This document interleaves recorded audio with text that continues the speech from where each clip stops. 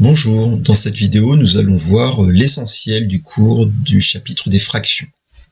Alors, première notion, on va définir ce que sont des fractions équivalentes.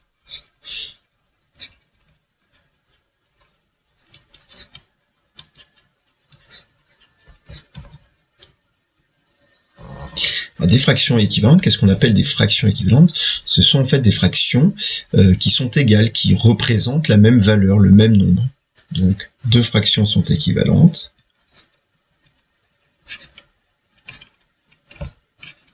si elles représentent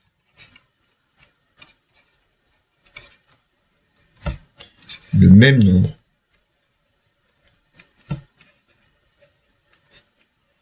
Et on dira donc qu'elles sont égales.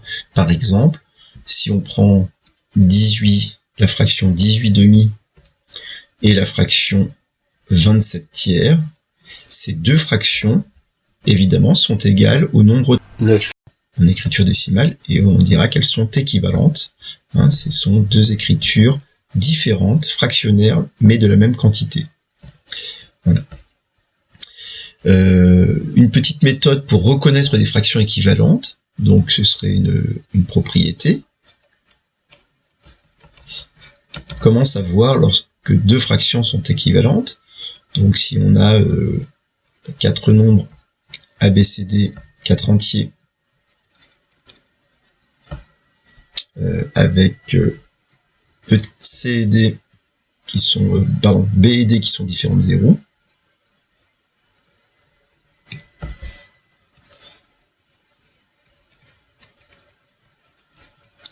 donc si on a ces 4 entiers, comment savoir que la fraction A sur B est équivalente à la fraction C sur D?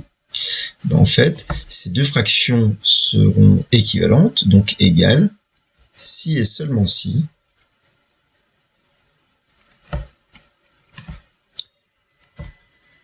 A multiplié par D est égal à C multiplié par B. On appelle ça le produit en croix. On dit que les produits en croix sont égaux, et ça peut servir pour, par exemple, résoudre certaines équations qui ressemblent à cette forme-là. On s'en servira dans des exercices de la fiche. Donc première chose, ok, on a des fractions équivalentes. Maintenant, on s'intéresse comment on transforme une fraction en une fraction équivalente. Donc, deuxième point. Donc, transformer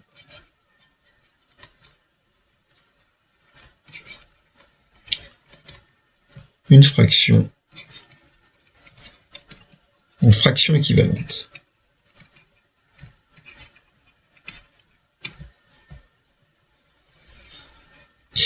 Bien, donc on s'appuie sur des règles simples. La première, c'est que on peut multiplier le numérateur et le dénominateur par un nombre entier non nul. Donc, si on a une fraction A sur B, elle sera équivalente et donc égale à la nouvelle fraction A fois K sur B fois K, pour tout entier K non nul. Il faut juste qu'il soit différent de 0. Donc on peut déjà multiplier le numérateur et le dénominateur par n'importe quel nombre entier non nul, et ça nous donnera donc une fraction équivalente. Non nul, différent de 0. Par exemple, si je prends la fraction 2/5, je peux multiplier par 7 le numérateur et le dénominateur, et ça nous donne une fraction équivalente qui est la fraction 14/35, et donc qui représente la même valeur que la fraction 2/5. Mais on peut aussi diviser le numérateur et le dénominateur, mais évidemment il faut que le nombre par lequel on divise soit un diviseur de A et B. Donc si K est un diviseur commun à petit a et petit b, alors on peut écrire que la fraction a sur b, elle sera équivalente et donc égale à a divisé par k sur B divisé par K. On peut diviser le numérateur et le dénominateur par n'importe quel nombre non nul. Donc évidemment, puisque là je dis que c'est un diviseur, ça ne peut pas être égal à 0. Exemple, si vous partez de la fraction 18 douzième, 18 et 12 sont tous les deux des multiples de 6, donc si c'est un diviseur commun à 18 et 12, donc on peut diviser par 6 le numérateur, par 6 le dénominateur, ce qui nous donne 3 demi. 3 demi est donc une fraction équivalente à 18 douzièmes. Petite remarque, on a donc besoin de connaître un diviseur commun au numérateur et au dénominateur. Alors attention, évidemment, on a vu dans le chapitre arithmétique que par exemple la décomposition en produit de facteurs premiers était une bonne méthode pour simplifier des fractions, donc pour en tout cas trouver des diviseurs communs à A et B. Et donc justement, point suivant, qu'est-ce que ça veut dire simplifier une fraction? Puisqu'on va vous demander de simplifier des fractions. Donc simplifier une fraction, c'est très simple. Simplifier une fraction, c'est écrire une fraction sous la forme d'une fraction équivalente dont le dénominateur et le numérateur sont plus petits. Donc, simplifier une fraction, c'est écrire une fraction, remplacer une fraction, si vous voulez, par une fraction équivalente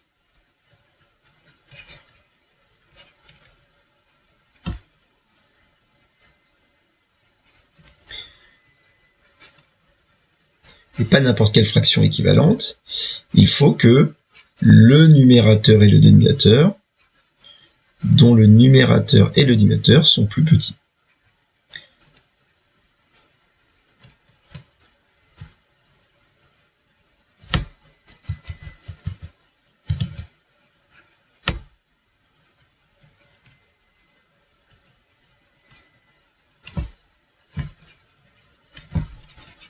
Donc on comprend bien, puisqu'on doit diminuer le numérateur et le dénominateur, qu'on va passer par des divisions et pas par des multiplications.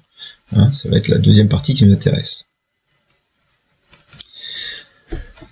Ok, donc, mais évidemment, donc là par exemple, on avait 18 douzièmes, et en fait on avait simplifié la fraction, puisqu'on a écrit 18 douzièmes sous la forme de la fraction 3 demi, et 3 et 2 sont plus petits que 18 et 12, donc on a simplifié la fraction.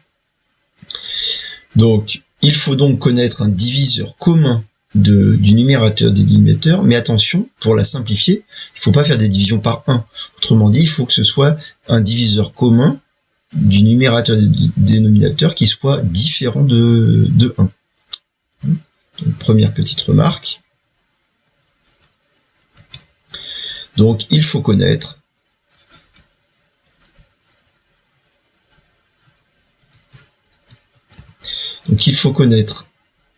un diviseur commun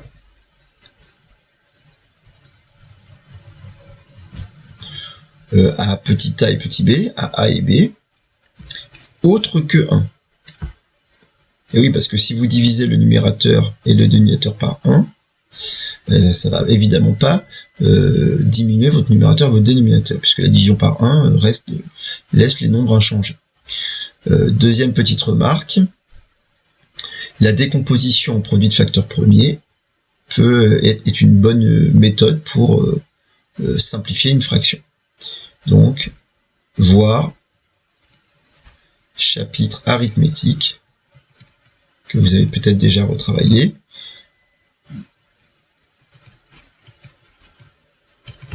Décomposition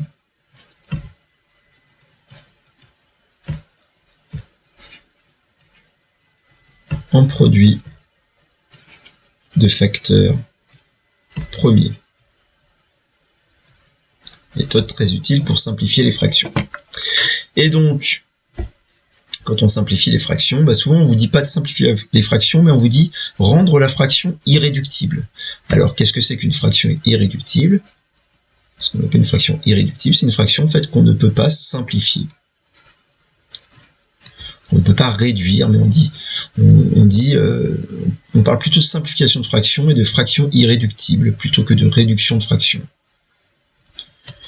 Donc, une fraction a sur b est dite irréductible, en gros, si on ne peut pas la simplifier. Donc, si on ne peut pas la simplifier. Alors, qu'est-ce que ça signifie pour la fraction a sur b? Et pour les nombres a et b, ça veut dire que les nombres a et b n'ont pas de diviseur commun autre que 1. Donc, cela signifie que le numérateur et le dénominateur, donc je les appelle a et b, que a et b n'ont pas de diviseur commun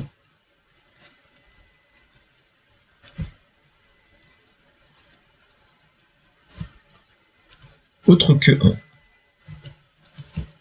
Voilà. Donc par exemple, si je prends la fraction 12 septième, 12, j'ai des diviseurs de 12. Les diviseurs de 12, c'est 1, 2, 3, 4, 6 et 12. Mais les diviseurs de 7, 7 est un nombre premier, c'est seulement 1 et 7. Et donc le seul diviseur commun entre 12 et 7, c'est le nombre 1. Et donc ça ne permet pas de simplifier la fraction. Donc celle-ci, elle est irréductible. Bien. Alors maintenant qu'on a vu ça pour les fractions, qu'est-ce qu'il nous reste à voir un peu dans cet essentiel du cours? Les opérations, comment fait-on? Ce sont des nouvelles écritures, les fractions. Alors ça fait évidemment quelques années, quand vous êtes à la fin de la troisième, que vous travaillez avec les fractions, mais on revoit un petit peu les différentes règles, les différentes opérations. Donc la première opération, c'est donc l'addition et la soustraction de fractions. On va faire les deux en parallèle puisqu'elles sont très liées. Addition et soustraction de fractions. Alors vous avez déjà, c'est quand même des choses que vous connaissez depuis souvent le primaire et que vous avez retravaillé tout au long du collège. Donc on se donne 3 nombres ici. Donc si on a ABC 3 entiers, je vous rappelle que pour la différence entre les fractions et les quotients, c'est que les fractions, ce sont des quotients d'entiers. Donc, à chaque fois, on met des lettres ici pour représenter nos nombres, ce sont des entiers. Sinon, on le précisera. Donc, soit ABC 3 nombres entiers, 3 nombres entiers positifs pour être une fraction, et donc, mais avec petit c différent de 0. C ne doit pas être égal à 0. Donc, petite propriété importante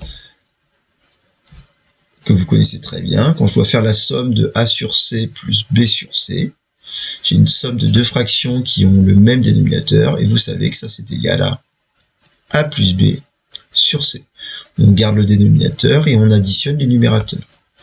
Pareil pour la soustraction, A sur C moins B sur C, c'est égal à A moins B sur C. Donc, ça c'est évidemment le cas simple des additions et des soustractions de fractions. Mais qu'est-ce qui se passe quand on n'a pas le même dénominateur? Quand on n'a pas le même dénominateur, la méthode vous la connaissez, on va finalement transformer les fractions en fractions équivalentes afin qu'elles aient le même dénominateur. Là, on se ramène au cas de la propriété. Donc,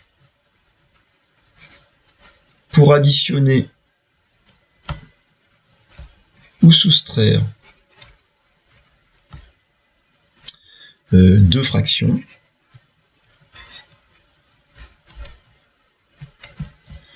il faut donc les transformer, les remplacer, les transformer en fractions équivalentes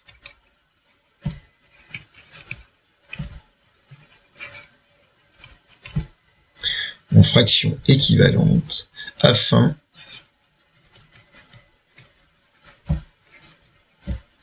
qu'elles aient le même dénominateur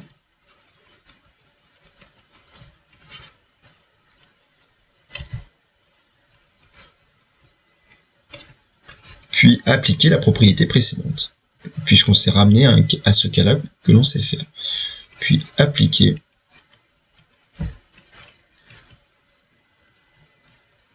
la propriété précédente. Bien, prenons un petit exemple simple. Par exemple, si on me demande de calculer 4 tiers plus 7 cinquièmes. Donc là, je dois faire la somme de ces deux fractions. Elles n'ont pas le même dénominateur. Je vais transformer mes deux fractions en fractions équivalentes afin qu'elles aient le même dénominateur. Donc là, on va observer les dénominateurs et on sait qu'on doit donc évidemment, ça va ici pas être par division. En plus, là, j'ai choisi des nombres. Enfin, les fractions ne se simplifient pas elles-mêmes. Donc, on va plutôt transformer en fractions équivalentes par multiplication, c'est-à-dire plutôt ici en utilisant cette règle-là qui nous permet de transformer en une fraction équivalente. Donc, on va passer par multiplication. En multipliant en haut et en bas le numérateur et le dénominateur. Je dois trouver donc un multiple commun à 3 et 5. Et donc un multiple commun à 3 et 5, il suffit de réciter les multiples de 3 et les multiples de 5, et puis on va ici voir les multiples qui sont en commun. Donc évidemment, il faut avoir une bonne connaissance de vos tables de multiplication, mais on essaye de ne pas prendre des multiples trop grands, on essaye de trouver le plus petit multiple commun de 3 et de 5. Alors dans ce cas-là, le plus petit multiple commun à 3 et à 5, c'est le produit des deux en fait, c'est-à-dire c'est 15. Donc je vais multiplier ma première fraction en haut et en bas par l'autre dénominateur, c'est-à-dire par 5. Et pour la fraction 7 cinquièmes, on va multiplier en haut et en bas par 3. Ce qui va nous donner 5 fois 3, comme ceci. Alors regardez, ça nous donne donc du 20 15e pour la première fraction, qui est une fraction équivalente à 4 tiers, et 21 15e pour la deuxième fraction, qui est donc équivalente à 7 cinquièmes.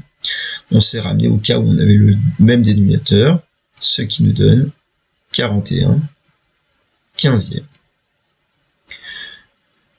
Voilà comment on fait la somme de deux fractions qui n'ont pas le même dénominateur, pour ce premier exemple. Mais prenons un exemple. Ici, là, on a pris comme dénominateur commun le produit des deux dénominateurs, mais c'est pas une obligation. Prenons un deuxième exemple. Par exemple, si on prenait 6 sur... alors, on va prendre 6 sur 4, sur 11, par exemple, et si je prenais moins, voilà, 2, prenons par exemple 2 sur 33. Prenons un exemple comme ça. Alors dans ce cas-là, on observe les dénominateurs, on va pas prendre 11 fois 33 comme la première méthode, ça va nous donner des grands nombres, on préfère avoir des nombres petits. D'ailleurs, j'en ai pas parlé, mais souvent à la fin de votre calcul, vous aurez besoin de simplifier votre fraction, de la rendre irréductible, votre résultat. Alors ici, 41 c'est un nombre premier, hein, dans la liste de nos nombres premiers, et donc évidemment cette fraction elle est obligatoirement irréductible, donc voilà. Mais plus vous aurez, au moment de votre mise au même dénominateur, plus vous choisirez un dénominateur commun petit, plus vous avez de chance d'avoir ici une fraction irréductible à la fin, ou au moins d'avoir des calculs pas trop compliqués.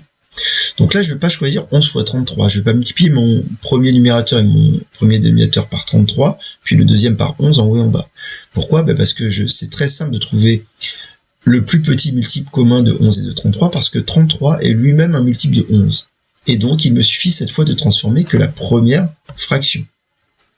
Donc, si je multiplie la première fraction par 3, donc 6 fois 3 en haut et en bas par 3, comme ceci, sans toucher à la deuxième fraction, on est d'accord qu'on obtient 18 33e moins 2 33e. Ce qui nous donne 18 moins 2, 16 33e. Voilà. C'est beaucoup plus facile hein, que d'avoir multiplié par 33 ou par 11. Donc attention de ne pas se précipiter sur ce premier cas. On peut se poser la question, est-ce que 16 et 33 ont un diviseur commun autre que 1? La réponse c'est non, parce que 16, quand vous le décomposez, c'est 2 fois 2 fois 2 fois 2. Donc, voilà. Et 33, quand vous le décomposez, il ne se décompose qu'en 3 fois 11. Sa décomposition en produit de facteur premier, c'est 3 fois 11. Il n'y a pas, et là, on s'aperçoit qu'il n'y a pas de diviseur commun à 16 et à 33. Elle est donc irréductible. Bon. Prenons un dernier exemple. Si je prenais par exemple, je sais pas moi, 4 sur 15 plus 6 sur 25. Alors cette fois, encore, donc les dénominateurs sont différents. 25 n'est pas un multiple de 15, donc on n'est pas dans ce cas numéro 2. Et donc on pourrait utiliser cette méthode-là, multiplier par 25 en haut et en bas la première fraction et multiplier par 15 la deuxième.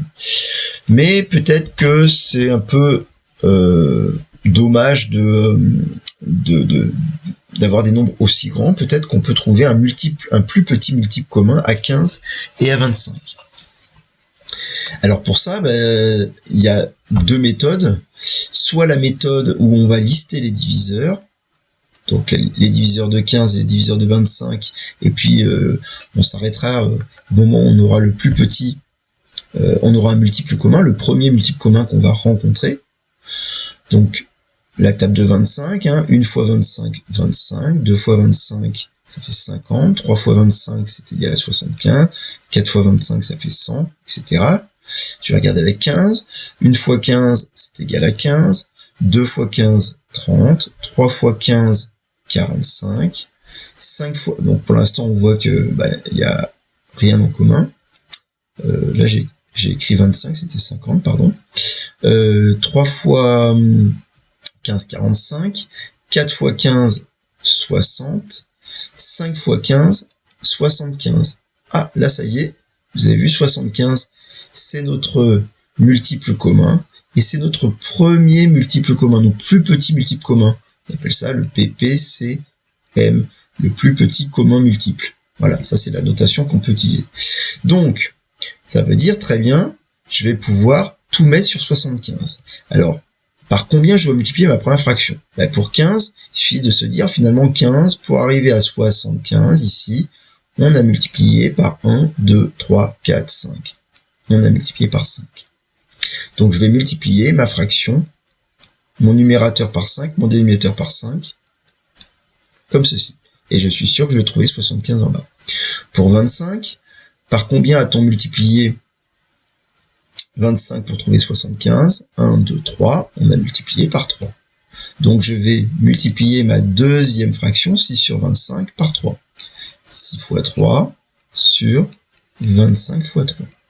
Ce qui va nous donner au final 20 sur 75 plus 18 sur 75.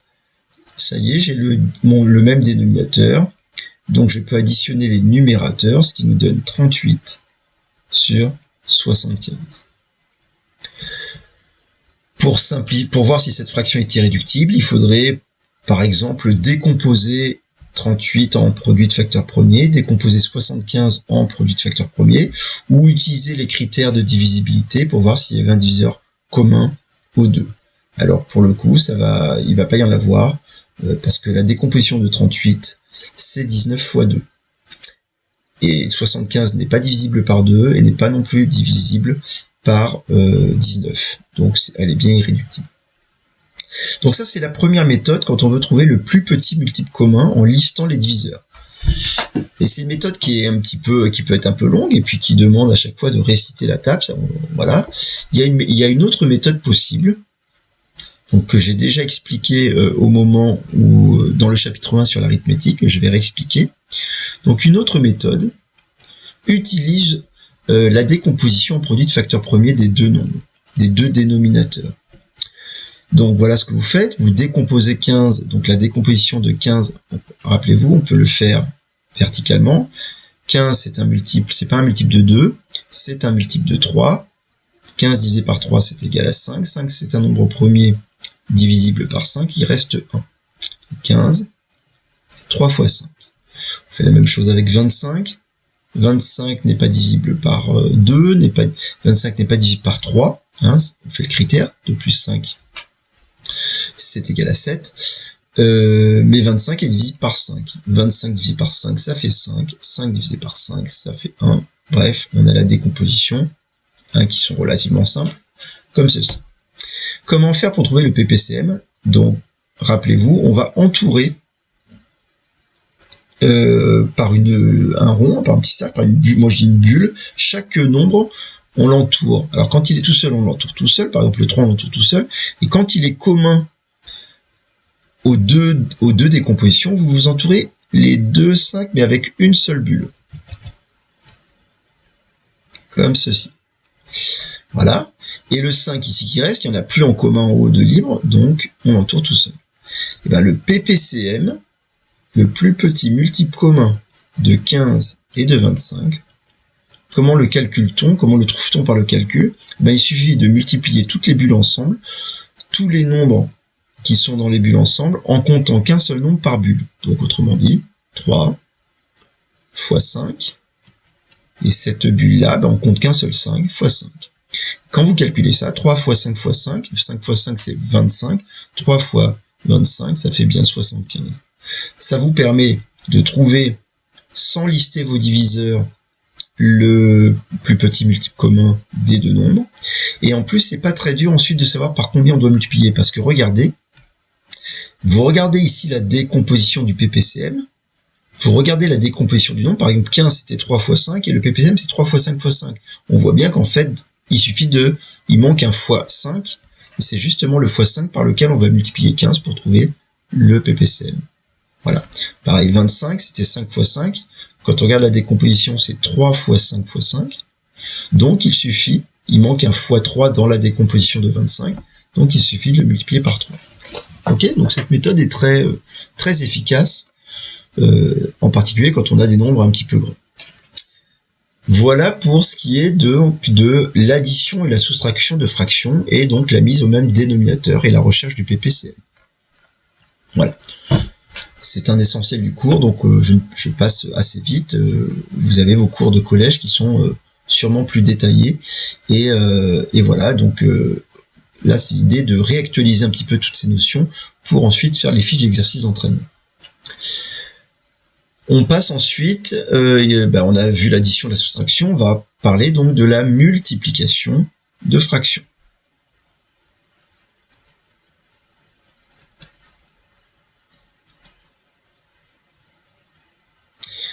Bien, donc on se donne 4 nombres entiers, A, B, C, D, donc ce sont des nombres entiers.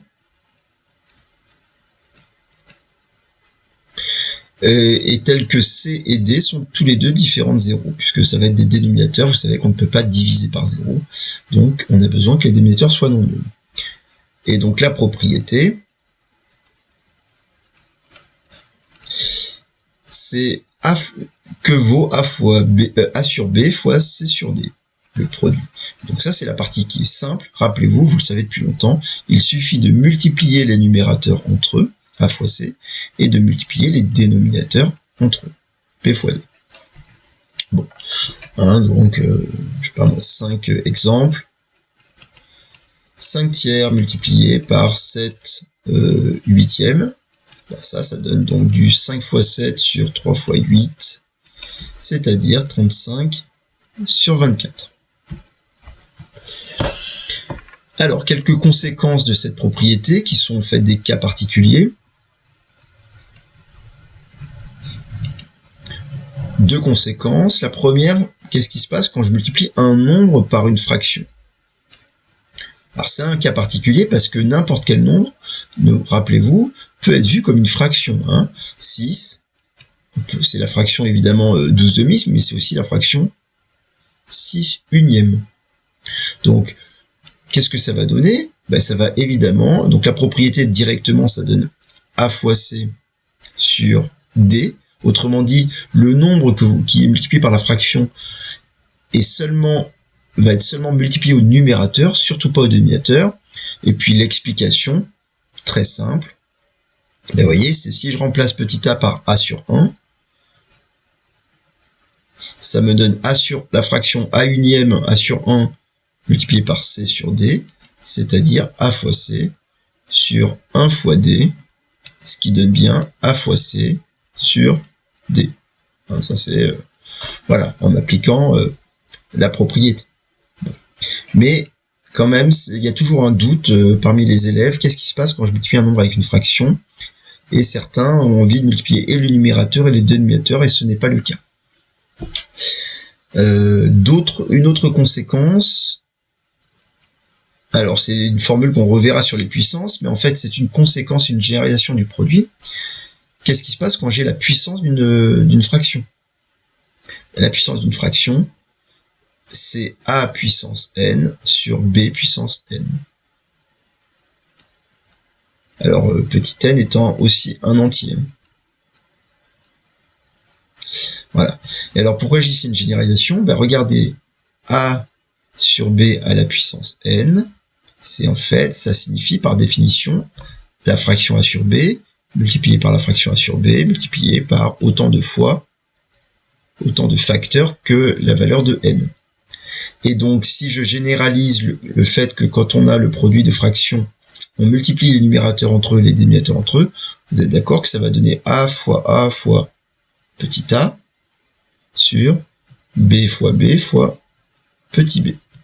Et ici, puisqu'on a n facteur a, c'est bien a à la puissance n au numérateur. On a n facteur b dans ce produit, donc b à la puissance n. Voilà. Donc ça, c'est la preuve encore de cette petite formule. Bon, alors, il nous reste quoi? Ben, il nous reste la division. Donc allons-y pour la dernière opération, division de fraction. Qu'est-ce qui se passe? Comment faire pour diviser de fraction? Avant la division de fraction, on a besoin de définir l'inverse d'une fraction.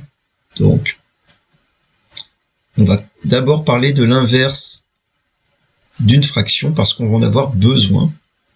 Alors l'inverse d'une fraction, ben, c'est très simple. L'inverse de la fraction 1 sur b, vous allez inverser le numérateur et le dénominateur. Donc l'inverse de a sur b, c'est b sur a.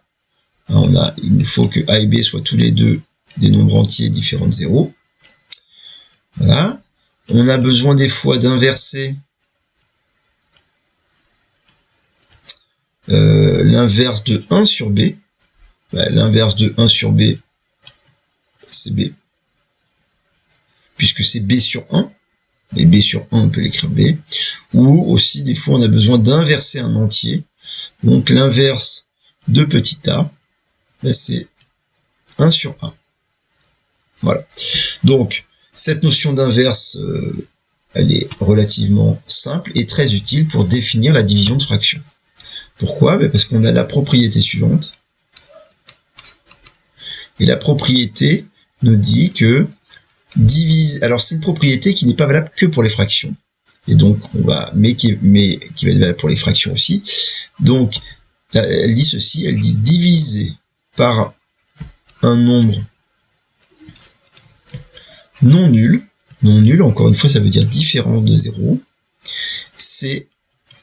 Cela revient à multiplier par son inverse.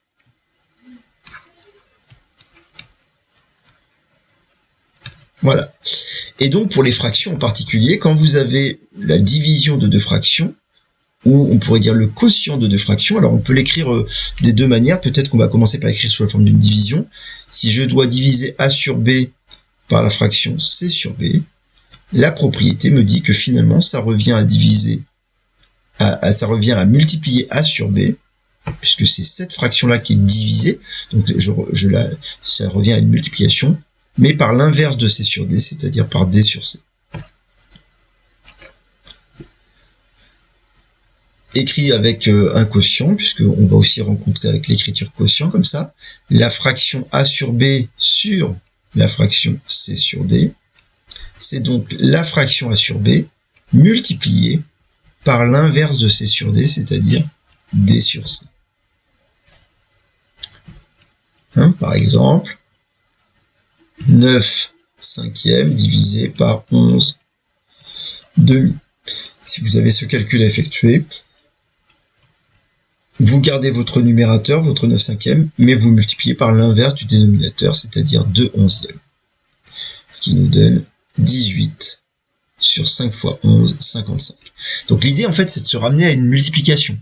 Hein, on sait pas, c'est comme si on ne savait pas faire une division de fraction. Par contre, le fait qu'on sache la transformer en multiplication, ben évidemment, et comme on sait faire les multiplications, ça nous aide, ça ne pose pas de problème de diviser les fractions.